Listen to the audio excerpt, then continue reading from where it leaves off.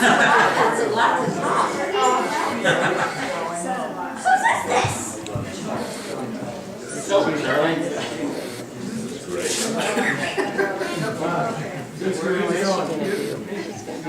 Happy Girls with his Jeffrey, look what you've experienced. Macy, no song. Not yet. It is, just turn the mic on. Hello? I'm voting for her.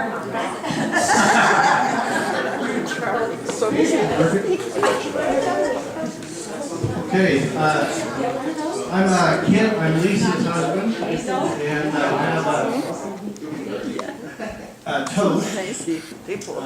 But first I'd like to reflect a little bit on my almost 21 years on Jeff and Carol. You're not going to cry, are you? I probably will. I'll get through.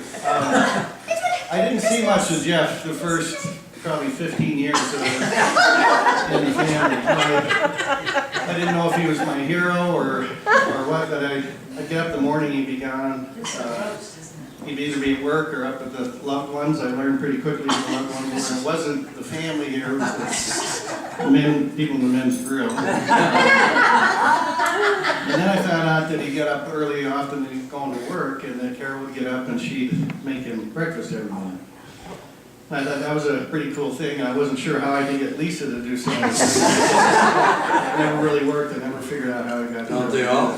No, they don't. Very special. Trust me, Jeff.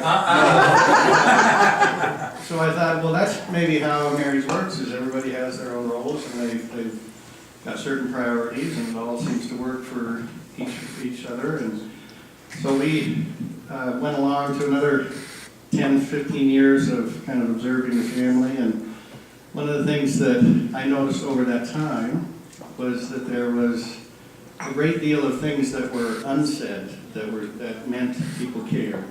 And one of the things that we largely say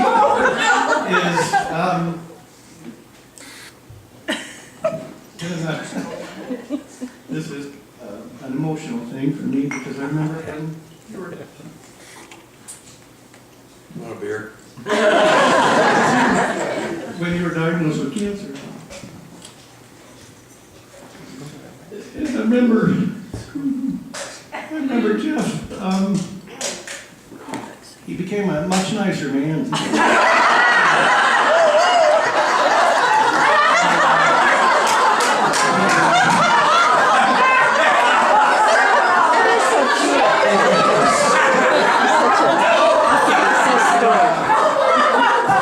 He didn't seem to go to work as early, he didn't care whether the breakfast was made, and he wasn't always up with the loved ones at the grill.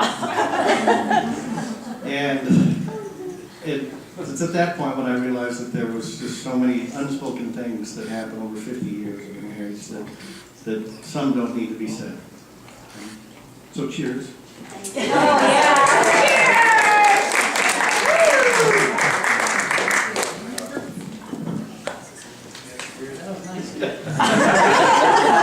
Should we go to dance? That was a really nice toast. I'm confused why you're considered the bad son-in-law.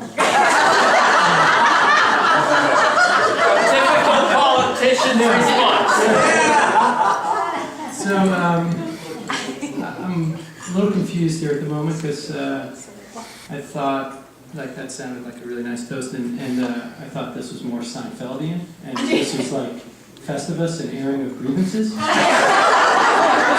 the rest of us. And so, Bob, that time we went fishing with flat tops, and I caught one fish, and you caught 23. Yeah, that kind of made me mad. And Cici, it was like 9 years until you told me that there was a good Chinese restaurant behind the Outback, and Chinese food is really important to my Jewish culture. So, anyway.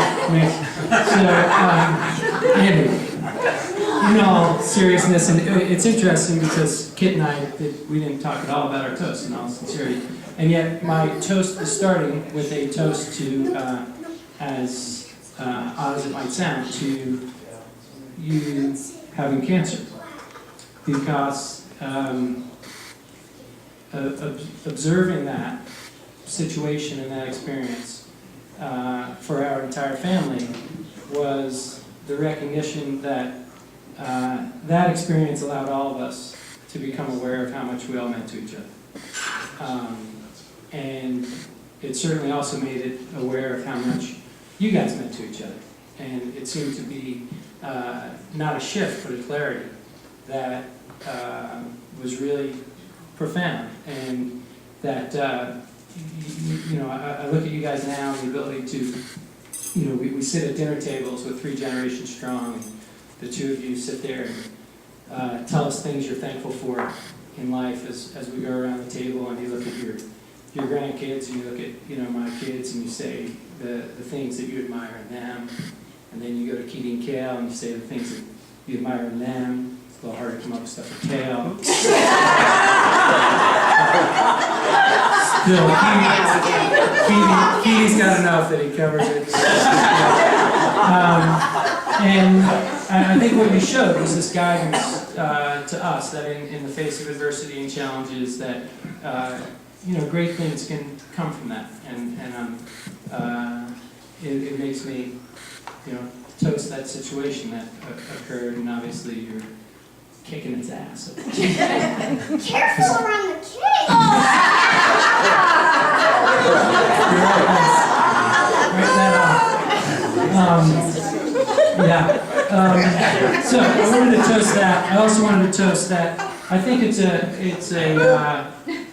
a neat creation that you have come up with here, of this 3 generations that you know, from your girls down to now this next generation that can carry on the legacy of what you've created and the model that you've created as, you know, patriarch and matriarch of that family is a neat thing. It doesn't always work out very well necessarily. You guys have led a beautiful family, and I'm proud to be a part of it. I'm thankful to be a part of it as well. And I think that, you know, my kids and these guys are fortunate to be a part of it as well. So anyway, with all that said, I will say a toast to 50, thanks, Charlie. 50 great years. Not 50 more, because I don't want to be taking care of you. But